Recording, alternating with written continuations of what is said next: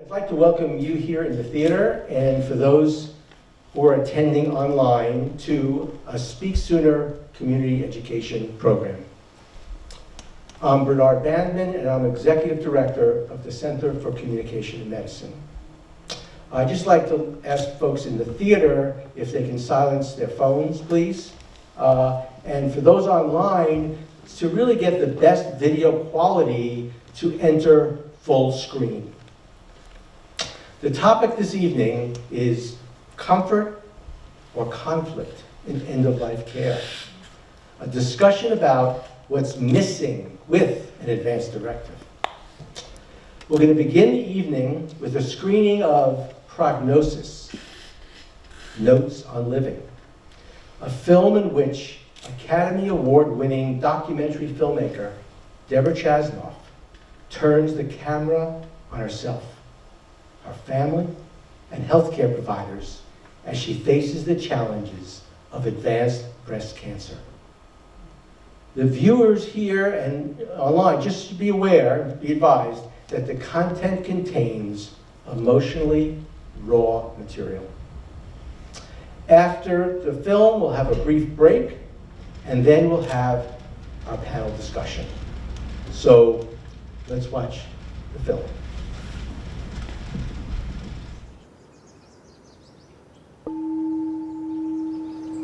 I have stage 4 metastatic breast cancer, and it's a bell curve, and I could be at one end of the bell curve and die soon, or I could live a really long time and maybe die of something else.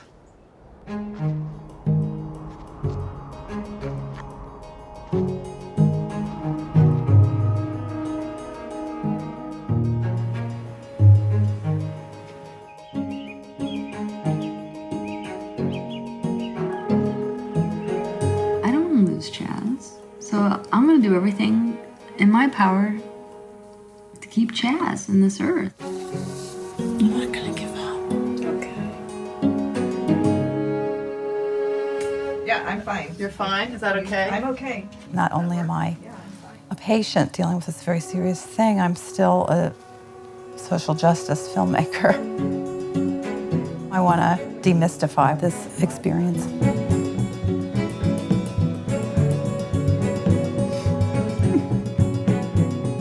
I may not have a whole lot of time left to live, and I have to figure out what's this new world, or what can my world be now?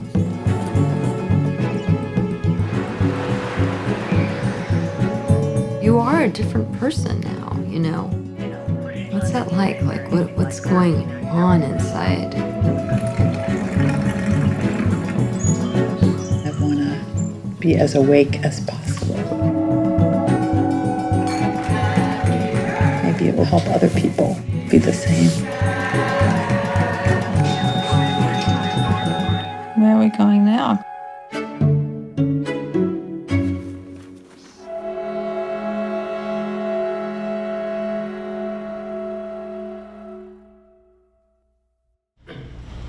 When I said this would be emotionally raw, certainly, but so truthful. What we'd like to do now is for all of us to catch our breaths actually, take a little break. We will be back in about 10 minutes, and we will have our panel discussion. So we'll see you in 10 minutes.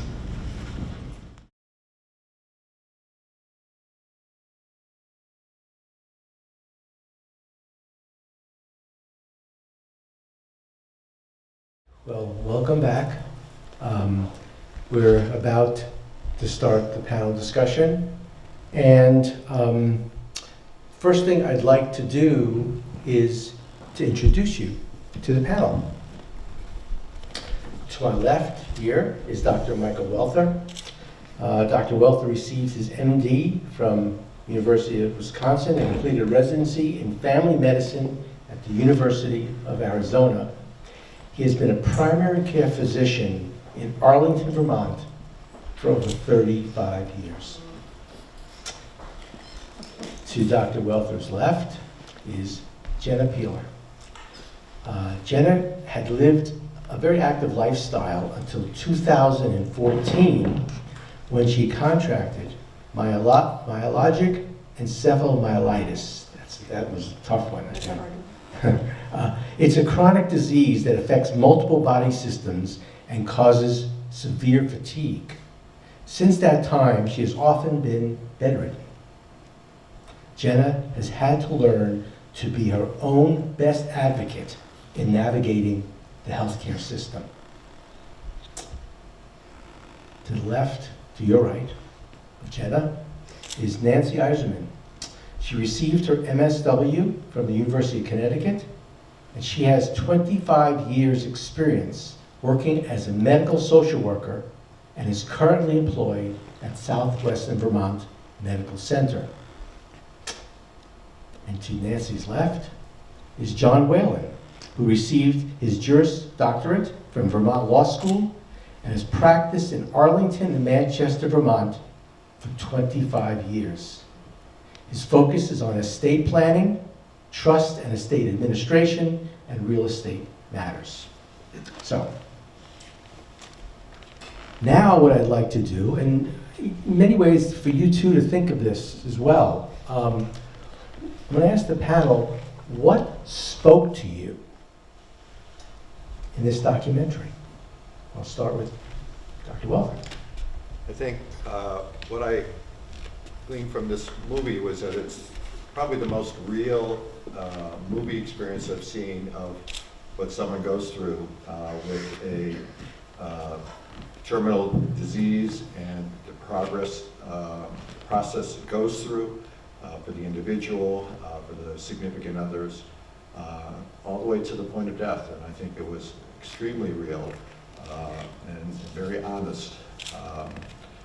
The things that I take from it is that it's obviously a very lonely process. And you can see that even with all the friends and family that she had.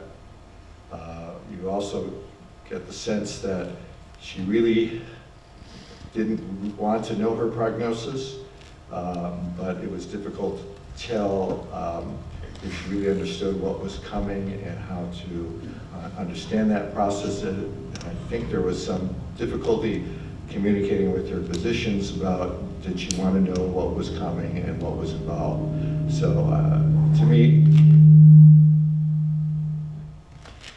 that's the takeaway that I take from it, that it was just a very lonely process, and what could she have, what did she want to know and how involved did she want to be with her own care. It seemed that she was always a little bit after the fact. Thank you. I'd like to ask Jenna, same question. What spoke to you? What really stood out to me was when she was in the office with the physician and she was asking the doctor, you know, are we just waiting for this treatment to fail? And the doctor said, well, really, we're waiting for we're watching the treatment as it goes. But I want you to know this is going to be your quality of life going forward. And that really spoke to me as a patient, that quality of life is so crucial, and talking with the doctor and the doctor being honest about what quality of life treatments are going to bring. So I really appreciate that. Nancy, could you answer that? What really spoke to me was her courage, she didn't just take herself into account, but she took what her loved ones wanted into account. There seemed to be one point where I think she would have made a different choice, but her significant other was right there saying, we'll do it, you can do it. And I think oftentimes patients, their decisions are based not just on themselves, but around their family. So that really spoke to me. John? Well, I'd like to just a little bit of background and perspective. About almost 15 years ago now, my father was diagnosed with cancer, and it wasn't. Prognosis was kind of the same, and so this movie really spoke to me, kind of reminding me of what this journey and process was like. And the questions that were being raised were, who am I after all of this and going through this experience? And yeah, that's kind of what spoke to me. I mean, looking for answers and wanting some sort of definitive response, and that's just not possible in a lot of situations. And the struggle and the way you, as someone going through it, I can only imagine, but as certainly somebody supporting somebody going through it, yeah, those are hard questions and hard terms to come to. That there just may not be an answer here. Thank you. At this time, I just wanted to remind you here in the theater that we will be taking your questions after the next series of questions I'm going to be posing to the panel. So just think about them and kind of be ready after we finish the next sequence. And for those of you who are online, you can submit your questions through a form on the live stream, and I will get them here on my computer. What I'd like, and certainly I'd like to try to get as many questions answered as possible from those who are attending this program. So at this point, I'm going to ask specific questions of our panel. I'm going to start with you, Jenna. And certainly I'd like to preface my remarks by saying that we know you are not facing end-of-life care decisions, but you are navigating unknowns about the trajectory of serious illness. So please tell us about the challenges of communication with healthcare providers in understanding your diagnosis, treatment options, and prognosis, and what steps have you taken to improve communication? Yeah, that's a great question, tough question. So with my diagnosis, it was a little bit, is this on? Can you guys hear? You cannot? Is that better? So my diagnosis was a little bit less straightforward. It wasn't like I went to the doctor and had a test and they said that I had cancer. So it took actually years and many doctors to get a diagnosis. So there was a lot of unknown, like you were talking about, John, that for several years, and 25 doctors until I finally got a diagnosis. And there was a lot of fear in that time, but there was also a lot of anger and resentment. And what I realized is I was a horrible patient communicator during that time because of that fear and that resentment. And what I came to realize is the doctors really were trying to help me, but we're living in a different time and our system is broken. Our medical system is broken. And so what I realized is if I was going to make progress with my illness, that I was going to have to really own it, and I was going to have to start initiating a lot of the questions and conversations that I needed answers for. And I was very fortunate. I found a doctor who was straightforward with me, and he said, Jenna, now this is years later and after 25 doctors, some of which were dismissive, he said, you're very sick, and if you want to consider getting better, you need, if at all possible, you need to quit your work, which I was already on short-term leave, but he was saying this is a long-term process. It's not going to fix itself overnight, and your chance of getting better. He was the first doctor to address the fact that there was more than just being sick and getting better. There was a whole lifestyle that I was going to have to start to address. And as far as treatments, that was part of what Bernie was asking about. You know, he said there are no approved treatments at this point. There is no cure for the illness that you have. So what we're going to do is we're going to do the best that we can, and I need to know from you what it is that you want.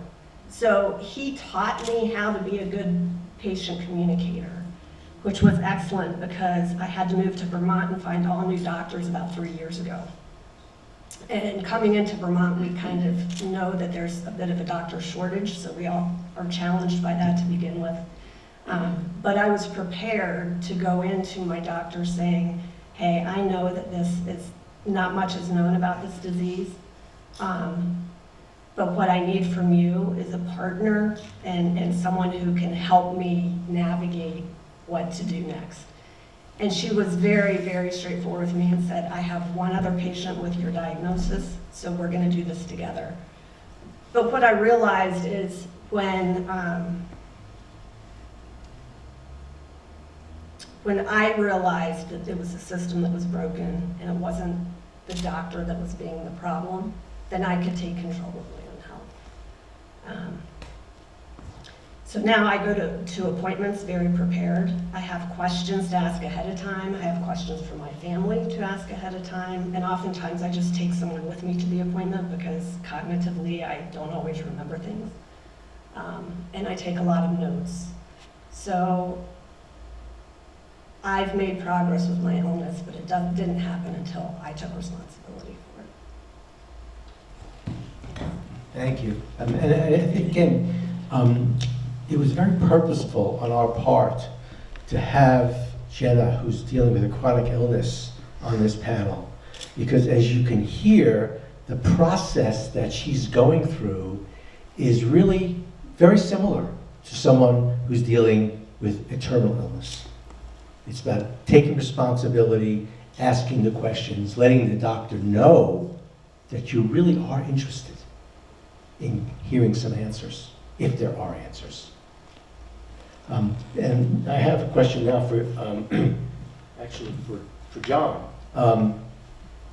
You actually, could you move your mic closer, Nancy, both of you? Yeah, we were just getting some feedback that it's helpful. Great, thank you. So this is for John.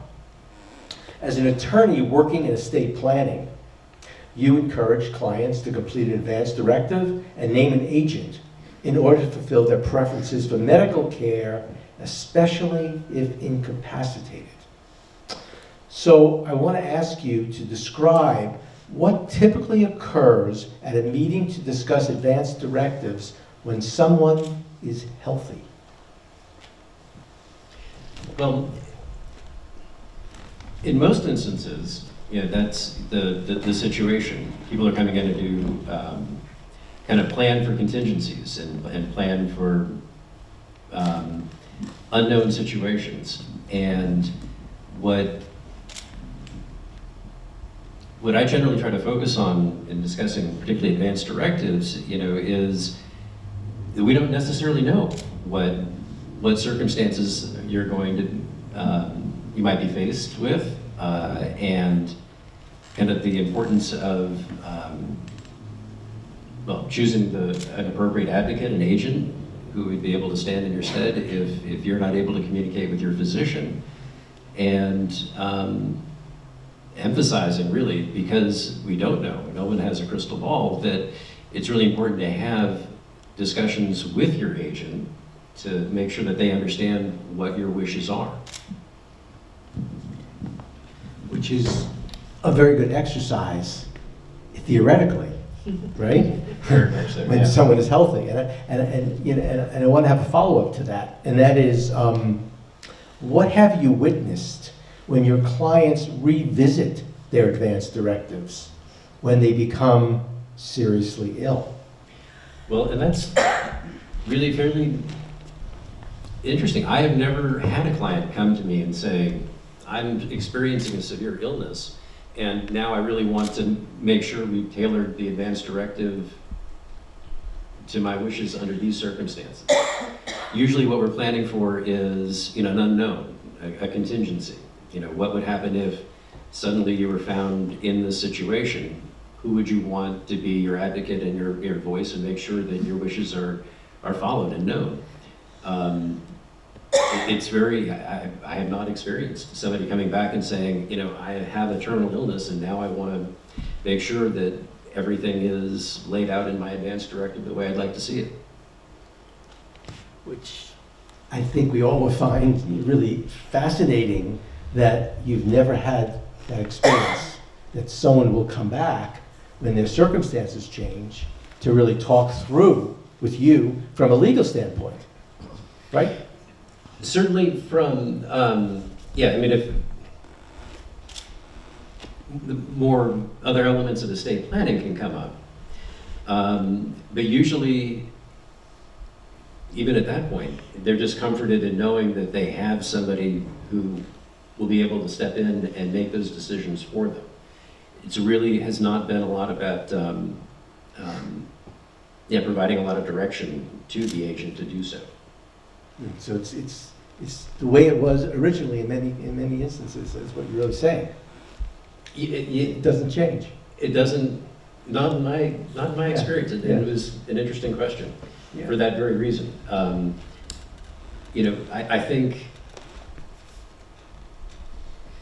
I think with an advanced directive, you can, under the Vermont statute, you can get very detailed in terms of what type of treatment and under what circumstances, and it's kind of rare that people find themselves in that circumstance, where it's all kind of laid out for them and they can see this is the path that I want to take. Oftentimes we don't know, and some of these questions don't have answers, and you want to make sure you have the ability for somebody to make those decisions and step in and be that advocate for you. But it's hard to know in advance what they might be advocating for. Right. It's like, how does the advanced directive really serve the patient, the person, and their family becomes the question. And I think we'll kind of dig a little bit deeper into that as we go along. Yeah, it's a very good question. Great. So Nancy, okay, in your work with seriously ill patients at the hospital, you may already have a copy of the patient's advance directive, or you may ask them to complete one. So preferences for end-of-life care are documented in the chart. Mm-hmm. So as a medical social worker, and you have training in understanding the psychological factors that influence a patient's decisions about care, can you talk about why patients change their minds about preferences for care that were previously documented in the advance directive? Well, I think a lot of times it's fear-based. Fear of dying, fear of the future, not really knowing what's going to be happening and really running the other way. We see a lot of times that patients who have an advance directive may, at the last moment, change their minds, or their healthcare proxy may change their minds, and a lot of it is just the family struggling to hold on, or the patient really just not wanting to let their loved ones go. It really, for a lot of families, there's a lot of conflict around it, and nobody is usually all on the same page. And it's really hard to watch sometimes, and to kind of get them all on the same page and remember to focus on the patient is the one we're here serving. You are here honoring what the patient wants. And that can be very challenging and difficult. Yeah. For sure. And you're in the midst of it, as are the other members of the healthcare team caring for this patient. And I suspect sometimes nowadays that the members of the team, hospitalists, may not really know the patients all that well. And now you're put in the position of having to counsel them, guide them in terms of dealing with what the conflicts may be between family members. Yeah. Could you talk a little bit more about what position you find yourselves and other members of the healthcare team in those situations? Oh, yes. So any kind of crisis, medical crisis, the thought of a loved one dying is kind of a family crisis. It's a time where they're not thinking all the time properly, emotions are really high, and they're really not knowing what to do in a particular situation.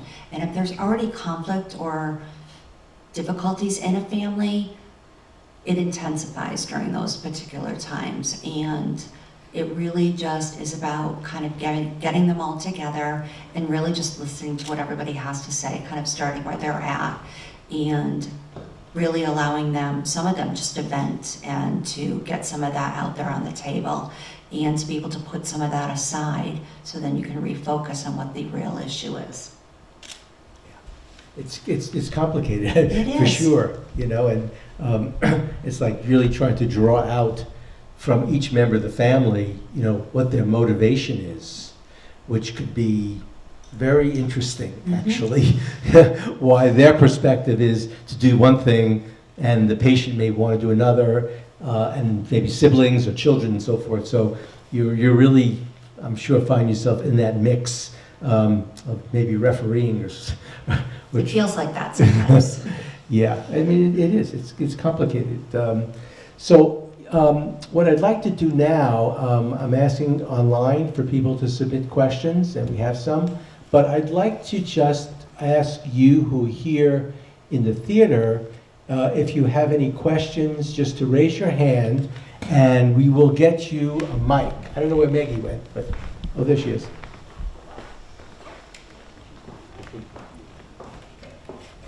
If you don't mind, Maggie, to bring the mic to the questioner. Thank you.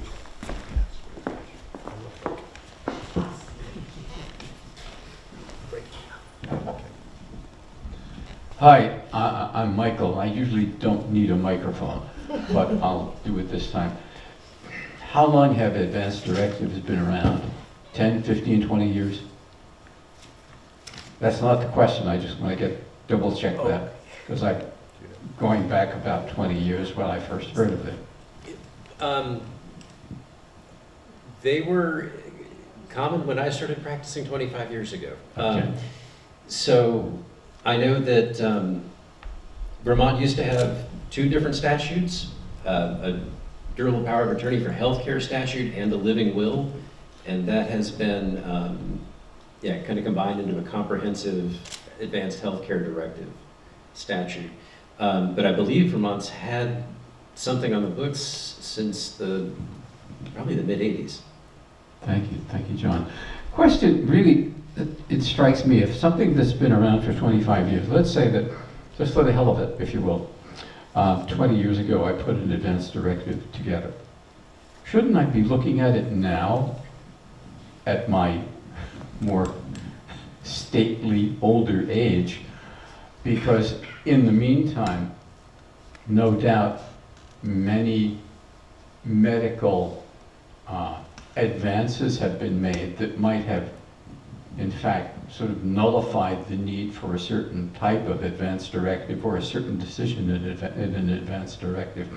Isn't this the kind of, is or is not an advanced directive, perhaps the kind of thing not only that you should review with your family and your loved ones, but you ought to review on a regular basis to see, is that still applicable? Is that decision, the way I made it, still necessary, or is that decision still appropriate?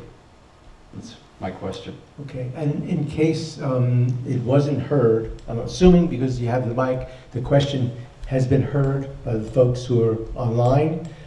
You're really talking about the value of really reevaluating, going revisiting. back and revisiting this document. Yes. And it's interesting that John just said that when his clients, he's never had a client who, when he or she became ill, has actually gone back to review it with him.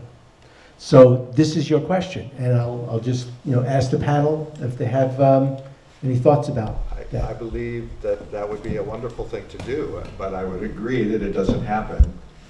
And I kind of look at the living will as a guide, and as you said, things change in your own life. Medical conditions can change. Who knew we were going to have a pandemic in the last 2 years? And I think reviewing it is certainly helpful, not only to you, but whoever your medical power of attorney is, or family members. They need to be updated on that as much as possible, because in many cases, that medical power of attorney will be the ultimate decision maker. Thank you. That's pretty much the question. Okay, great. Any other questions? Because I have a question for Dr. Welther. As a primary care doctor, you had many years of experience with patients and their families about end-of-life care options, such as whether to continue aggressive treatments or enrollment in hospice. How have you managed end-of-life care discussions with the family, patient and family, who have different views about their preferences for care, which is something that Nancy was talking about in the hospital situation, but I'm just interested in hearing from the primary care who often knows these patients and families very, very well. Well, my perspective is usually at the beginning, at the time of diagnosis. Oftentimes I'm the first person that patients will see, and then we get the treatment, and not the treatment, the testing done to determine what the diagnosis is, and then we often will refer to an oncologist or a surgeon or whatever is needed. And then I'll get involved again towards the end of life when things have failed or they're at a point where they're trying to decide whether they want to continue treatment. Occasionally we'll have points where I will be in contact with them at these decision points where they're trying to make a decision, but often I'm most involved at the beginning and at the end. And the more we know at the beginning, obviously that makes a huge difference and reduces some of that conflict that Nancy was talking about. But emotions run high at the time of an acute problem, and many times the patient will disregard whatever they said in their advance directive. And there's actually been some studies recently that advance directives do not correlate with decisions that patients make at the time of serious illness. And then I have had instances where family has gotten significantly involved. I've had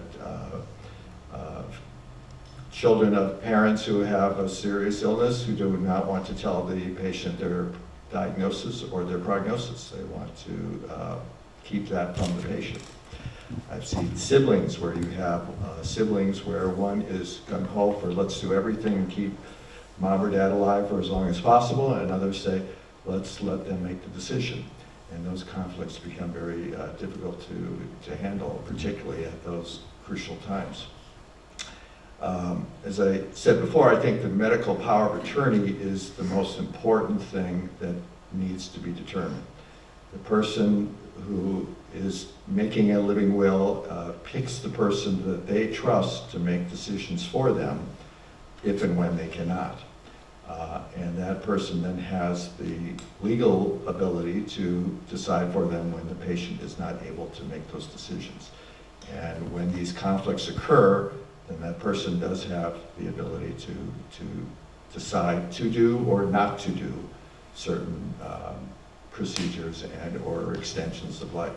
So I think that is the most important thing, and obviously that communication between the patient and their medical power of attorney is crucial, and it has to be a very trusting relationship. Can I just add on that? Oh, please. It's really important who you designate as your healthcare agent to make sure they're going to honor what your wishes are, because they can choose something different than what your wishes are written. So it's really important to pick somebody who's going to be your voice and not just the oldest child or your husband, somebody who's going to be able to do that for you. And the living will and this COLS form, which is Clinical Orders for Life-Sustaining Treatments, is a form, are guides. And the guides are based on what the patient thinks that they would like to do for themselves. It can be very specific. It can be, I want to be hospitalized, I want antibiotics, I want a feeding tube, or I don't want any of these things. And that guide then can be helpful to the person who, again, may have to make those difficult decisions if the individual is not able to make those decisions for themselves. Any other questions? Yes. Hi, thank you. Am I interpreting you saying that if an advance directive has been signed by the patient, and they've decided who the clinic advisor will be, a client, and it's signed by an attorney, that someone in the family can override that advance directive? Hello? Yeah, meaning, just to make sure I understand the question, if you've designated an agent Yeah? in your advance directive and Yeah. it's all been properly, legally executed, Yeah? so there's really two parts to an advance directive. One is nominating the agent and giving someone authority to make decisions if you can't communicate with your physician. The second part of it can get very detailed in terms of what you want to have happen in specific instances. And the ultimate authority in that instance then is the agent who you've appointed.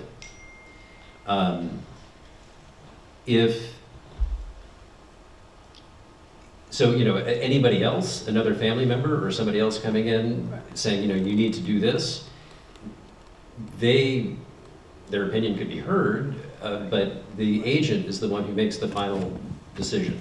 Right.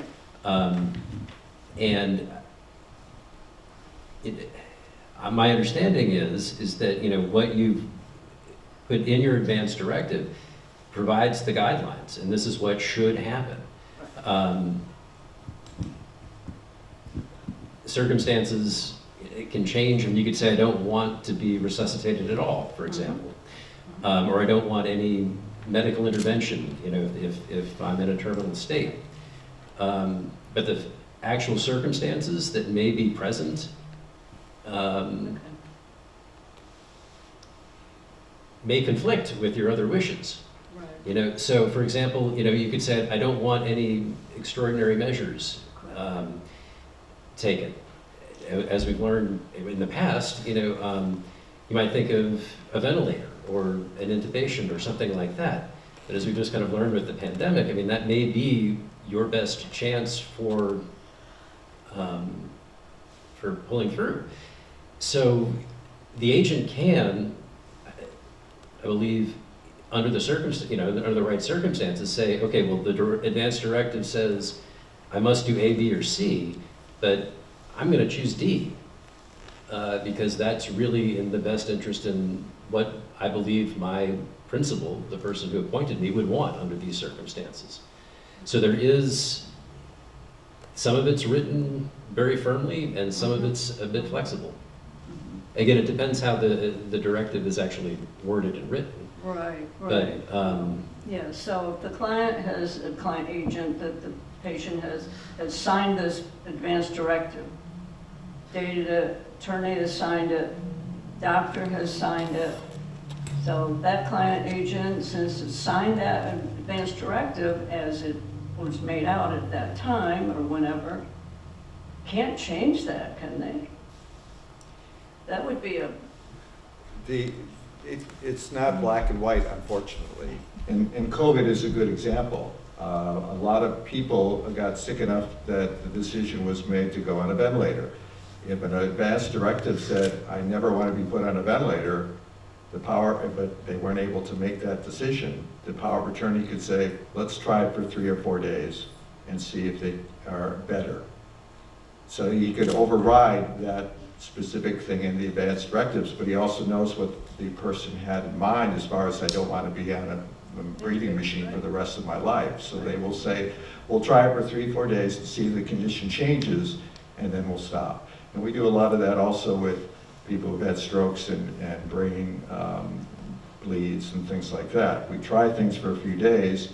The power of attorney may say, let's try it, or they may just say, don't even try it. We'll just stop right here because the prognosis is poor or whatever the situation is. Well, I guess I was under the impression that advance directive is for the benefit of the patient, not the person looking into the patient, that kind of thing. That's what I thought that was supposed to be for, not for someone to say, oh, gee, she really probably didn't want that, we'll change it.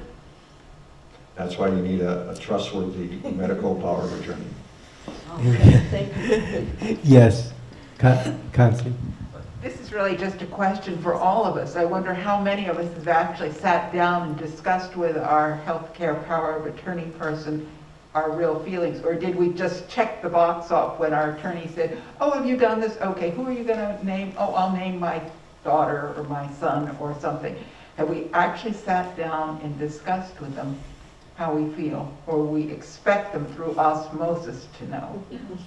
I have some people that are actually surprised they were designated as a healthcare agent. Yes.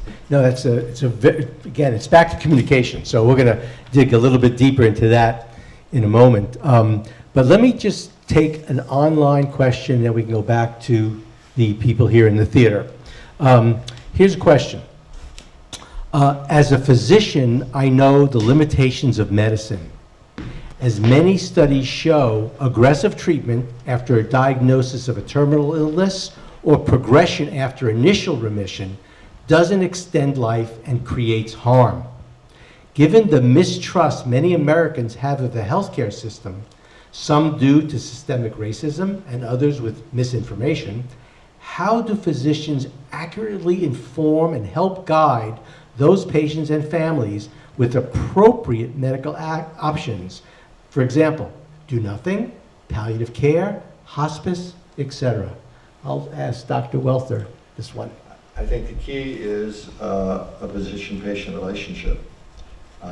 Again, I may be biased, I'm a family physician, so I get to know my patients over a long period of time. In many cases, I know their children, their parents, their grandparents. I think having that knowledge allows you to better find that place where they want to be and understand where they want to be, or understand what their questions really are. Many times physicians are trying to guess, what does a patient want to know? What don't they want to know? Are they prepared to know what I'm going to tell them? I would think that's extremely difficult in a hospital situation where you have a hospitalist who doesn't know you and they may change every other day. Or again, in a very emotional, very stressful, acute situation. So I think when Jenna said the system is broken, I think in some ways the system is broken because that relationship is not always a high priority. And that relationship and that communication, I think, is crucial. Yeah, and actually a question just came in online, which is the question that you asked, Kansi, about, that there really should be an effort for the person who's making out the advance directive and the person they've designated to have conversations about this. And this person online said, even using other forms, whether reading materials or a movie, huh? How about that? That would really generate more specific conversation about this. And one of the things, and actually Dr. Welther noted it, I'm going to talk about it in a moment, is that, and John actually made mention of it earlier, is that people tend to complete this advance directive and it gets shuttered away somewhere, not discussed even with the agents. And when the time comes, and we raised the question, like, how come people change their minds?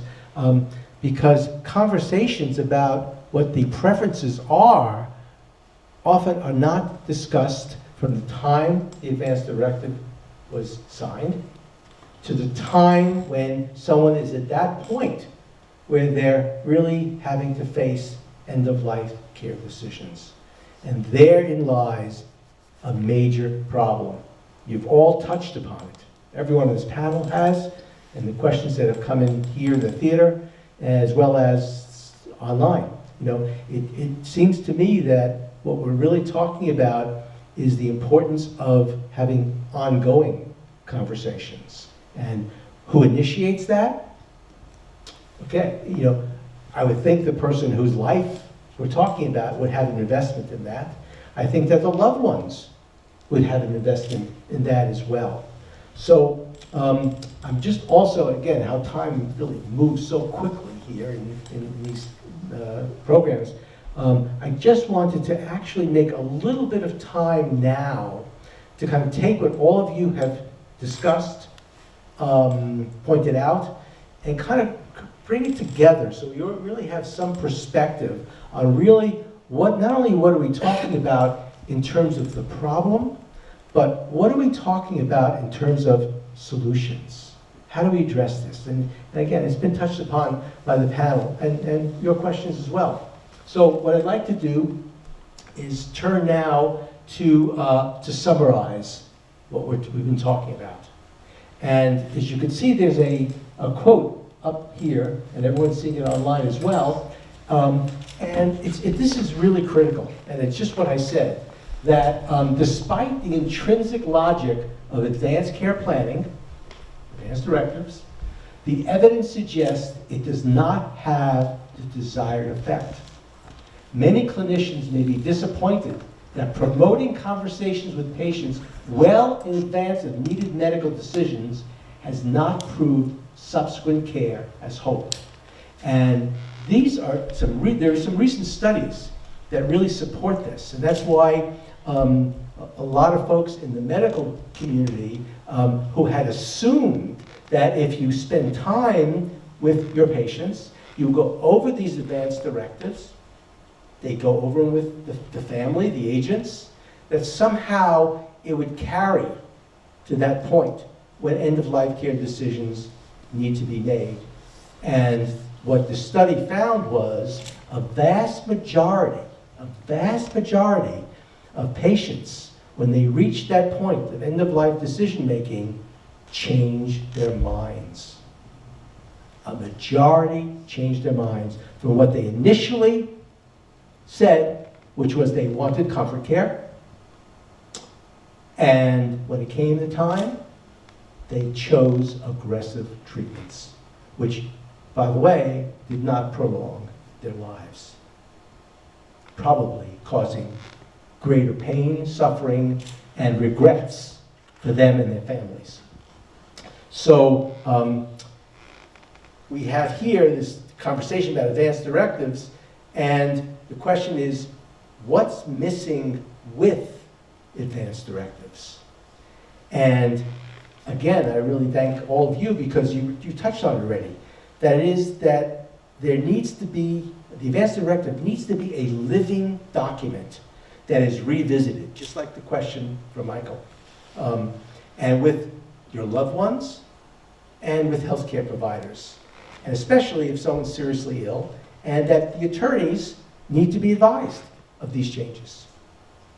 The idea that ongoing conversations are absolutely necessary for one's wishes, one's values, one's preferences, is something now where we kind of said, yeah, that makes sense. We now have the data from these studies to actually support that. So we're back to what are the solutions? How do we handle this? What do we do about this?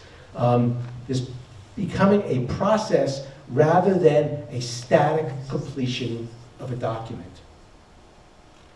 So what we think about is, in our work certainly, is that about speaking sooner. And that term that we use is very purposeful because it is all about not only speaking sooner, but continuing to talk about what preferences are. I remember talking one time with Dr. Welther, and he said, yeah, of course. And don't we all go for annual physical exams? Don't we visit with our healthcare providers? And this could be opportunity year after year. And there may not be any change in health status, but then again, there could be. And so in some ways, it's actually built in to be able to have these kinds of conversations with our healthcare providers. So, as I turn the page, I really wanted to emphasize that we're talking about open and honest communication. But we're also talking about how does this happen? How do these conversations take place? And in our work with our programs, whether it be in medical practices or community programs like this, we do strongly encourage that patients take the lead in opening conversations with their healthcare providers. Somehow we all have an assumption, right? We have doctors, they're smart. They should know what my concerns are. They should be able to be mind readers. And lo and behold, they're not, and they're busy.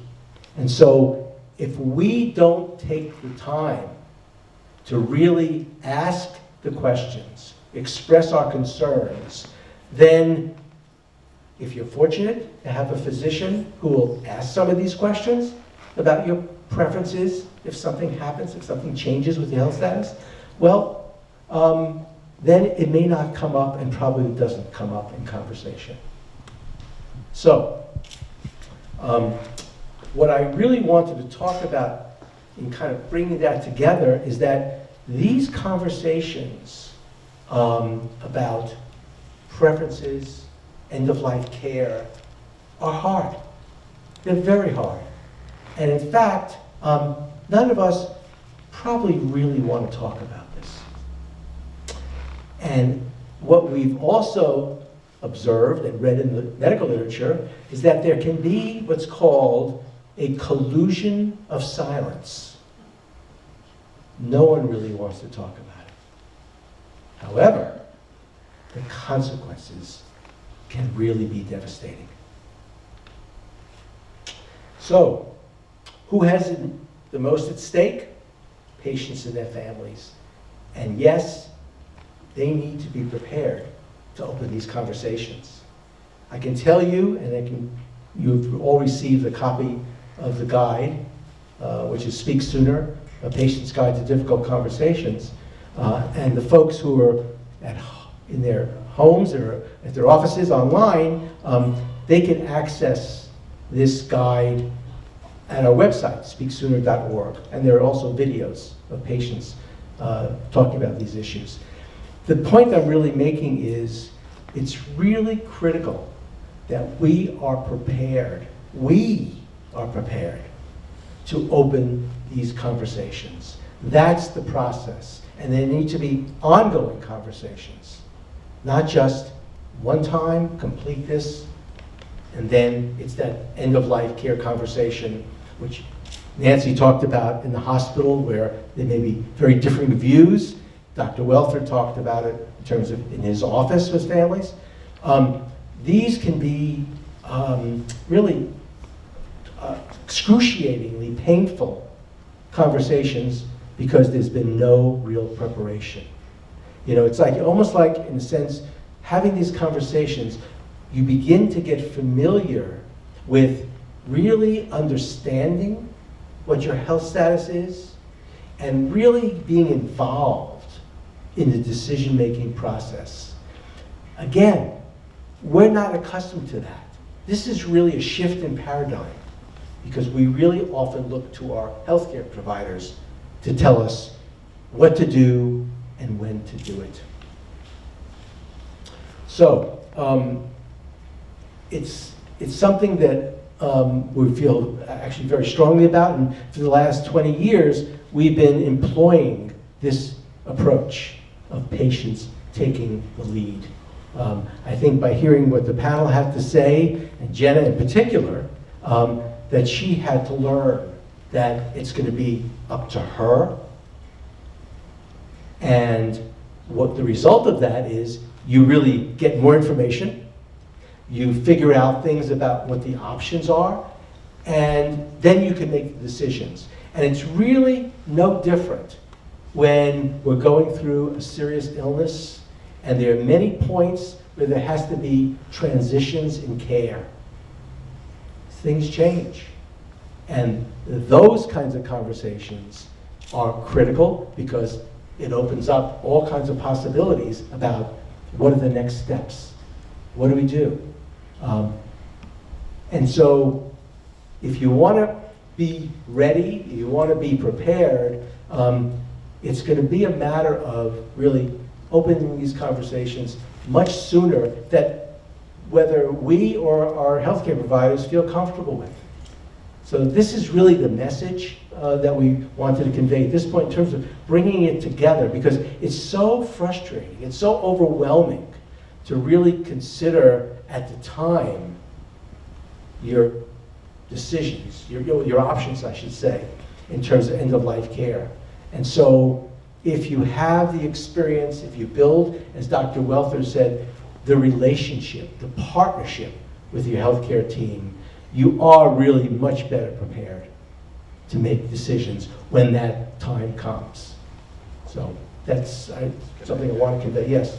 You know, looking at the movie, if Chaz early on or right at her diagnosis was able to look into herself, into her own desires, and possibly use this workbook to identify what her real wishes were, it would have made it much easier for her wife Nancy, particularly as things were getting worse, because in many cases it seemed like Nancy was pushing maybe a little bit more than Chaz wanted to do. I think that could have reversed if Chaz had been able to express herself early on a little bit more, particularly right at the beginning of her diagnosis when she was feeling well, but told that she has stage 4 cancer.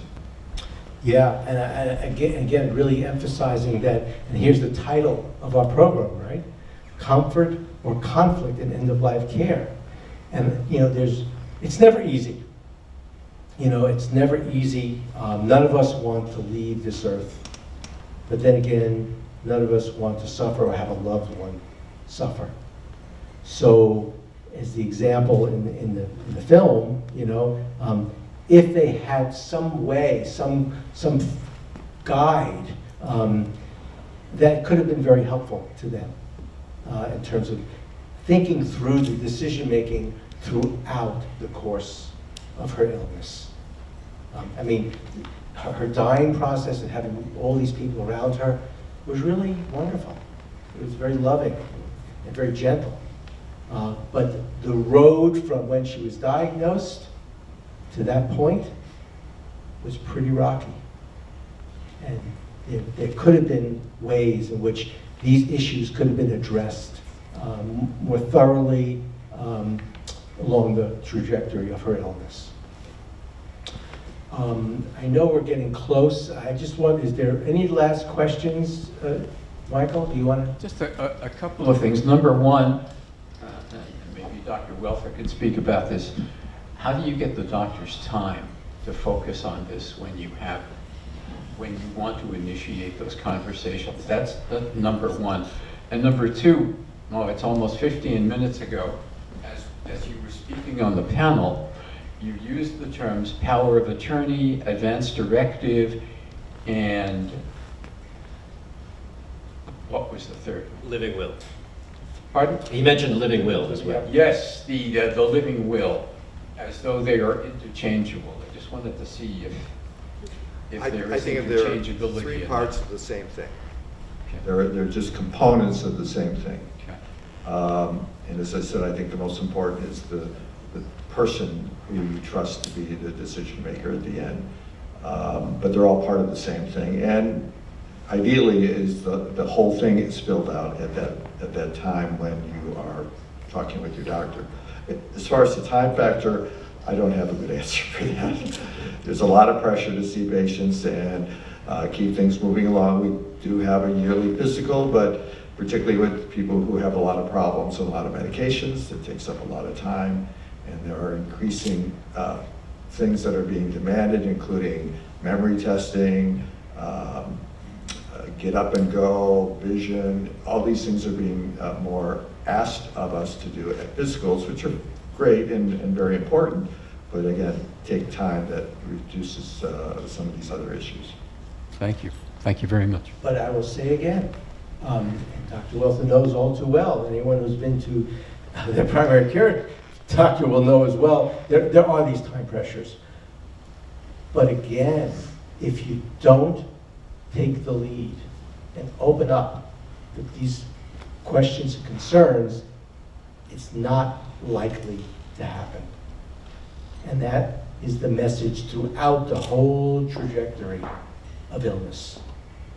So that's one to really just keep in mind, okay? Well, I think we're getting pretty close to the end of our program. Again, there's so many more questions that came online, and as we talk, I'm sure more questions would come up. But if you do have questions, you'd like us to try to answer them, I would say to submit them online, and we'll do our best to get back to you with the answers.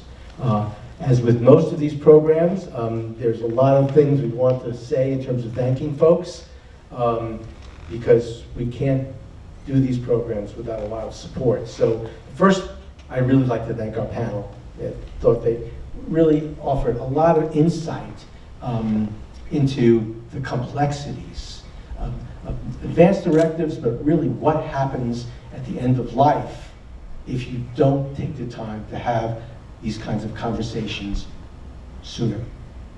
So thank you all. I just would like to thank Citizen Films and Groundspark. You might have noticed that they are the producers of this film, and they were very gracious in permitting us to use it.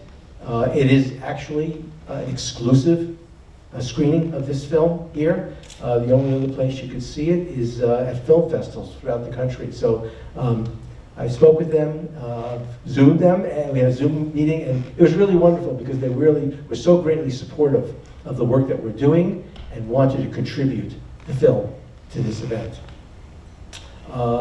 We're also grateful to our sponsors, as you see up there.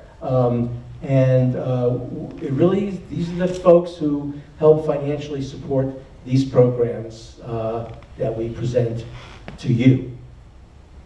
And we couldn't do these programs, I should say, without our Center for Communication and Medicine staff, our board, and the tech assistance from the team at Bennington Performing Arts Center.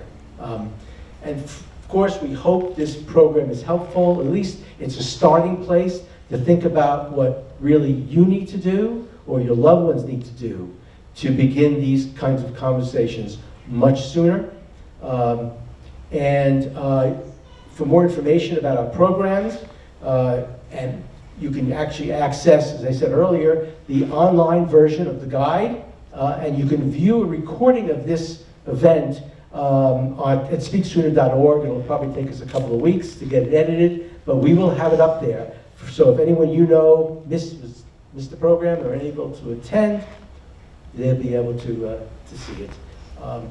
And also, when you're at the website, I would really highly recommend reading Celia Engelbandman's blog, Medical Humanist Notes. Very insightful and very helpful. And so I really thank you all for joining us this evening, and I certainly hope to see you again. And listen, remember to speak sooner. Thank you.